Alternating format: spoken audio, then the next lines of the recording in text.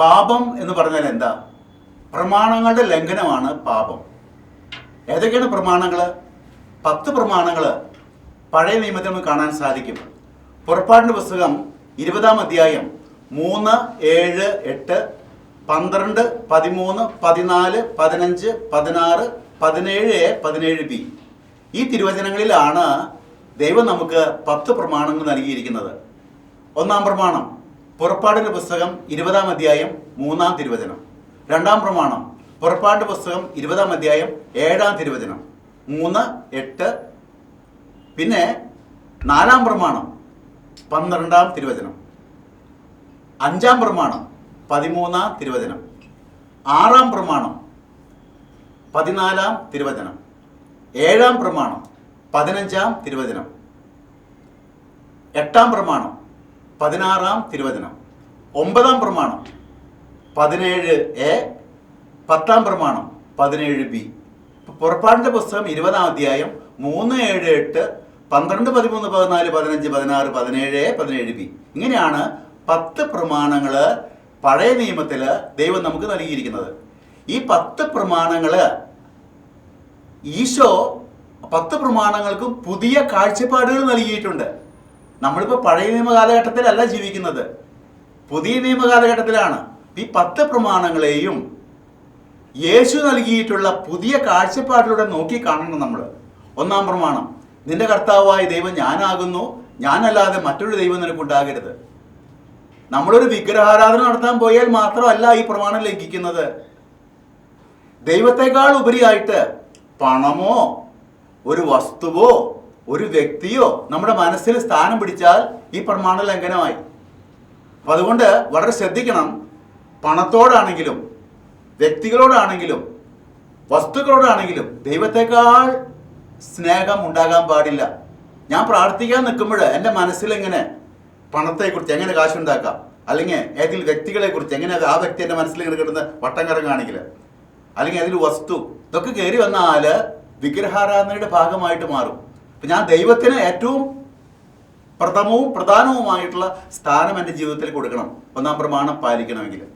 രണ്ടാം പ്രമാണം, കർത്താവിൻ്റെ നാമം വൃഥാ പ്രയോഗിക്കരുത്. ഇപ്പം ബസ്സിൽ കയറി, നല്ല തിരക്കുള്ള ബസ്സിൽ കയറുമ്പോൾ ചിലർ ആരോ കാലുമ കയറി ചവിട്ടി ഉടനെ തന്നെ ഈശോ, എന്ത് ചവിട്ടണേ? ആ ഈശോ എന്നുള്ള വാക്ക് അവിടെ ഉപയോഗിക്കാനുള്ളതല്ല. ദൈവത്തിൻ്റെ നാമം വളരെ പൂജ്യമായിട്ട് ഉപയോഗിക്കണം. അല്ലെങ്കിൽ വസ്തുക്കൾ, ബൈബിള്, വീട്ടിൽ കൊന്ത നമസ്കാരം കഴിഞ്ഞ് ആരാ ബൈബിൾ വായിക്കുന്നത്? നീ വായിക്കും.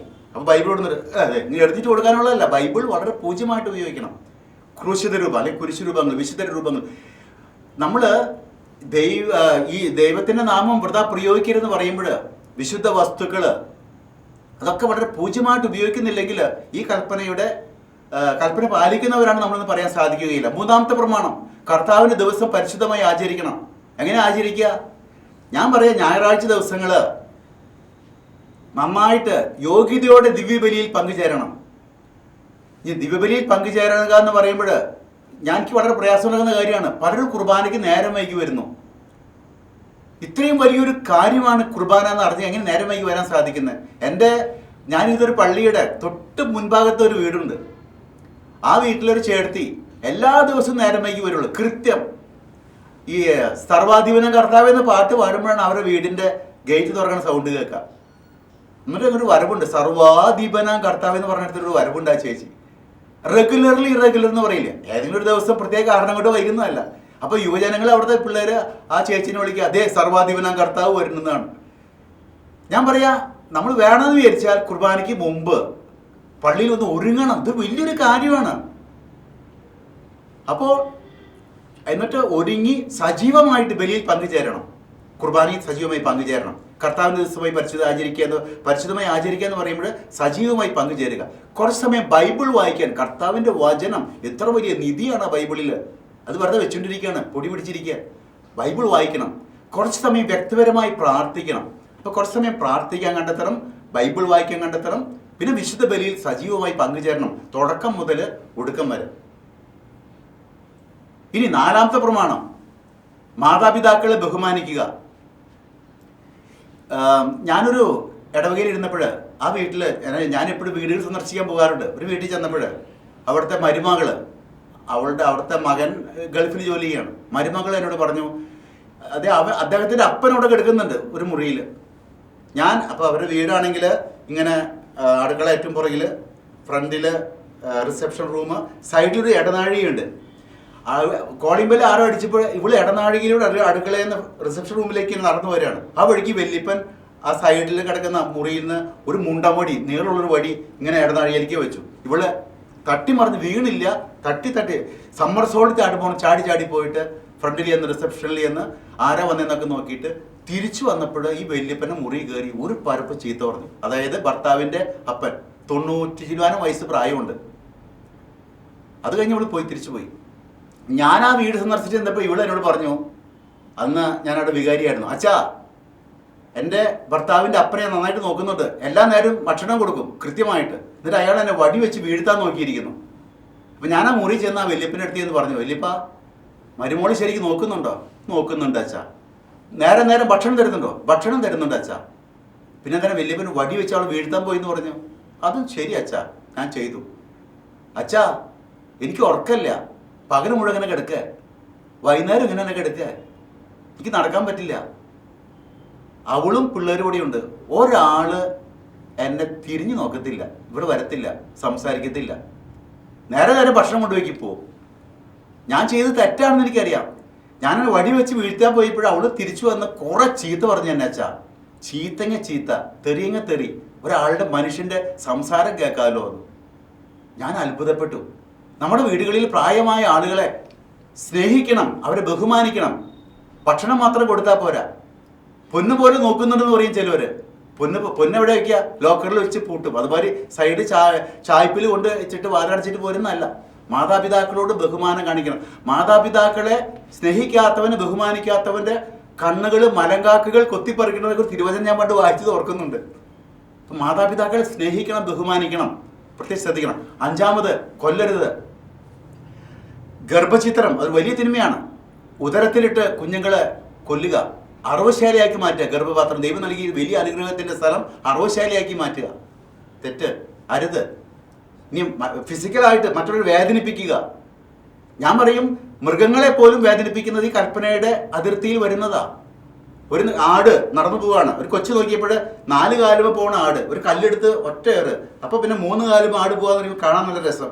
വെറുതെ അതിന് വേദനിപ്പിച്ചാൽ അതും കൂടി കൽപ്പനയുടെ പരിധിയിൽ വരുന്നതാണ് ഞാൻ ചിന്തിക്കുന്നത്. നമുക്ക് ആവശ്യത്തിന് വേണ്ടി ഒരു ആടിനെ കൊന്ന് ഭക്ഷിക്കാം, പക്ഷേ ആവശ്യമില്ലാത്തതിന് വേദനിപ്പിക്കുന്നത് വരെ, ഈ ഒരു മൃഗത്തെ പോലും വേദനിപ്പിക്കുന്നവരെ ഈ പ്രമാണത്തിന്റെ അതിർത്തിയിൽ വരുന്ന ഞാൻ ചിന്തിക്കുന്നത്. തന്നെയല്ല, ഏറ്റവും വലിയ ആയുധം മറ്റൊരു കൊലപാതകം ചെയ്യുന്നത് നമ്മുടെ നാവാണ്. ജീവിക്കാൻ പോലും പറ്റാത്ത ചില വാക്കുകൾ അല്ലെങ്കിൽ ആർക്കെങ്കിലും ഇട്ട് പാരവെക്കാം. വളരെ ശ്രദ്ധിക്കണം. കൊല്ലരുത്, മറ്റൊരാൾ മുറിവേൽപ്പിക്കരുത്, വേദനിപ്പിക്കരുത്. 6ാമത്തെ പ്രമാണം, വ്യഭിചാരം ചെയ്യരുത്. ഈശോ പറയുന്നു, വിഷയാസക്തിയോടുകൂടി സ്ത്രീയെ നോക്കുന്നവൻ പോലും അവളുമായി ഹൃദയത്തിൽ വ്യഭിചാരം ചെയ്ത് കഴിഞ്ഞെന്ന്. ചിന്ത, വാക്ക്, പ്രവൃത്തി, ഈ തലങ്ങളൊക്കെ ശ്രദ്ധിക്കണം. പിന്നെ ചിലർ ഒത്തിരി സ്ക്രൂപ്ലസ് ആണ്. അയ്യോ എനിക്കൊരു അശുദ്ധ ചിന്ത വന്നല്ലോ, എൻ്റെ ജീവിതമാകെ വിശുദ്ധിയാകെ പോയല്ലോ എന്നൊക്കെ പറഞ്ഞ് നടക്കുന്ന ആൾക്കാരുണ്ട്. അത് ഓവറാണ്. നമ്മൾ ഈ റോട്ടിക്കൂടെ ചില തോട്ടി പെണ്ണുങ്ങൾ, സ്ത്രീകൾ നടക്കുന്ന കണ്ടിട്ടില്ല. അവർ ഈ ചെളി പിടിച്ച റബ്ബറിൻ്റെ ചെരുപ്പൊക്കെ എടുത്ത് ഒക്കെ ചാക്കിലാക്കിയിട്ട് കൊണ്ടുപോയി വിറ്റ് നല്ല പുത്തൻ നോട്ടാക്കി മാറ്റും. നമ്മുടെ ജീവിതത്തിൽ ഉണ്ടാകുന്ന അശുദ്ധമായ ചിന്ത ആയിക്കോട്ടെ, സാരമില്ല, അതിനൊക്കെ പ്രാർത്ഥനയാക്കി മാറ്റാം. ദൈവമേ, ഈ ചിന്തകളെ ഞാൻ അങ്ങേക്ക് സമർപ്പിക്കുന്നു. അത് പ്രാർത്ഥനയായി മാറി, പുത്തൻ നോട്ടായി മാറി. അല്ലാതെ അതിനെക്കുറിച്ച് അയ്യോ ഞാൻ എന്തിനും എൻ്റെ ജീവിതം ഞാൻ ഇങ്ങനെ ചിന്തിക്കേണ്ട കാര്യമില്ല. അതുപോലെ വാക്കുകൾ സൂക്ഷിക്കണം, പ്രവൃത്തികൾ. നമ്മൾ ദൈവത്തിൻ്റെ ആലയമാണ്. ദൈവത്തിൻ്റെ ആലയം അശുദ്ധമാക്കാൻ പാടില്ല. ഇനി ഞാൻ ഈ സ്ഥലത്തിൽ പറയും, നമ്മൾ ഫുൾ സ്റ്റോപ്പ് ഇടാൻ പഠിക്കണം, കോമ ഇടരുത് ചില കാര്യങ്ങളിൽ. ഒരു വിവാഹം ചെയ്തൊരു പെണ്ണ്, അവൾക്ക് വേറൊരു ചെറുക്കൻ എഴുത്തെഴുതി, എന്താ ഐ ലവ് യു എന്നൊക്കെ പറഞ്ഞ് എന്തോ ഒരു പ്രേമക്കത്ത് എഴുതി. എന്നിട്ട് ഇവിടെ എൻ്റെ അടുത്ത് കൗൺസിലിങ്ങിന് വന്നിട്ടുണ്ടായിരുന്നു. അപ്പം ഞാൻ ചോദിച്ചു, നീ എന്ത് ചെയ്തോ കത്ത്?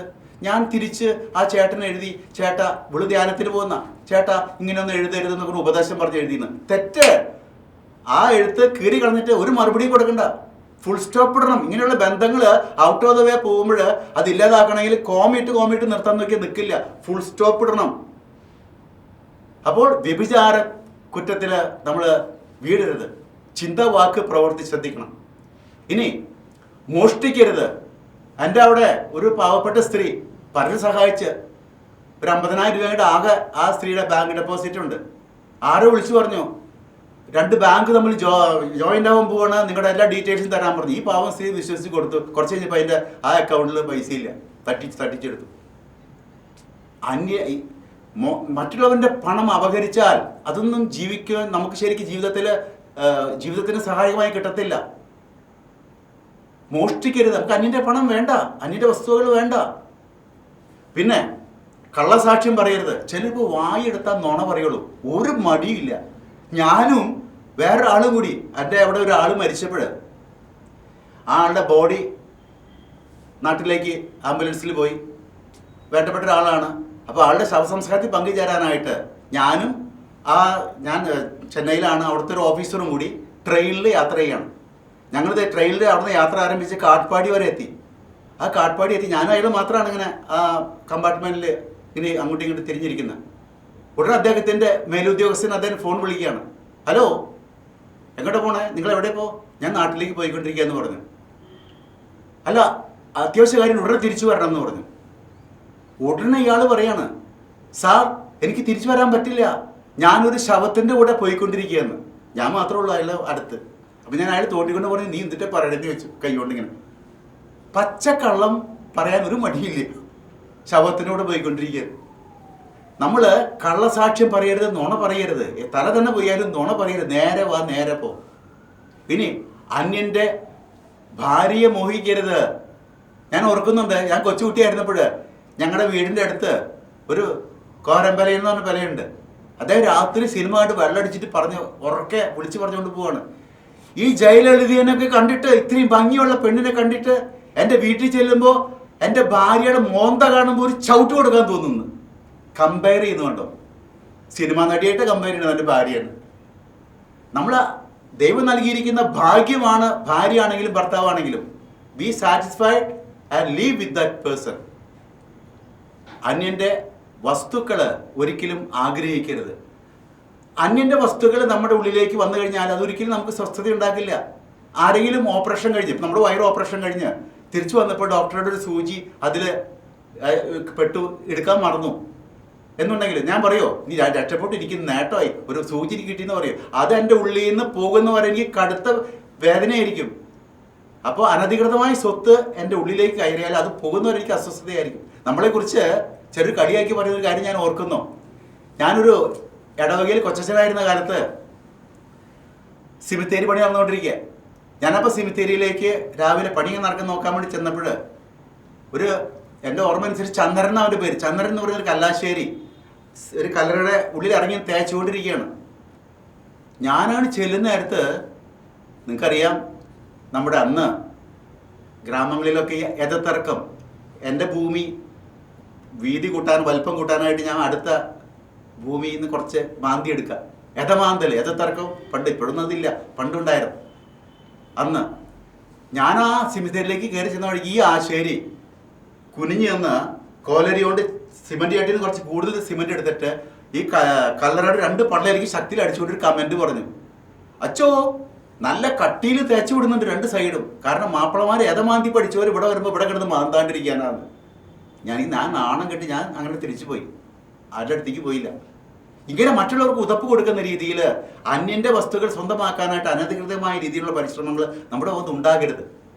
10 പ്രമാണങ്ങൾ ദൈവം നമുക്ക് നൽകിയിട്ടുണ്ട്. യേശു നൽകിയിരിക്കുന്ന മാനങ്ങളിലൂടെ പ്രമാണങ്ങൾ നോക്കി കണ്ടുകൊണ്ട് പുറപ്പാടിന്റെ പുസ്തകം 20-ാം അധ്യായം 3, 7, 8, 12, 13, 14, 15, 16, 17, 17b ഈ 10 പ്രമാണങ്ങൾ യേശുവിൻ്റെ മാനങ്ങളിലൂടെ നോക്കിക്കണ്ട് പാലിക്കാനും അങ്ങനെ പാപത്തോട് വിട പറയാനും നമുക്ക് സാധിക്കണം. ഞാൻ ഒന്നുകൂടി സൂചിപ്പിച്ചോട്ടെ, പാപബോധം നമുക്ക് ഉണ്ടാകണം അങ്ങനെ തെറ്റ് ചെയ്ത് കഴിഞ്ഞാൽ. പക്ഷെ കുറ്റബോധം ഉണ്ടാകരുത്, നിരാശ വരരുത്. പാപബോധത്തോടുകൂടി തിരുത്താൻ തയ്യാറാവുക. കുംഭസാരം എന്ന കുദാശയിലൂടെ പാപങ്ങൾക്ക് മോചനം നേടി പുതിയ ജീവിതത്തിലേക്ക് കടന്നു വരിക. അങ്ങനെ നല്ലൊരു ജീവിതം നയിച്ചുകൊണ്ട് യേശുവിൻ്റെ മക്കളായി തീരാൻ നമുക്ക് സാധിക്കട്ടെ. ദൈവം നമ്മെ അനുഗ്രഹിക്കട്ടെ.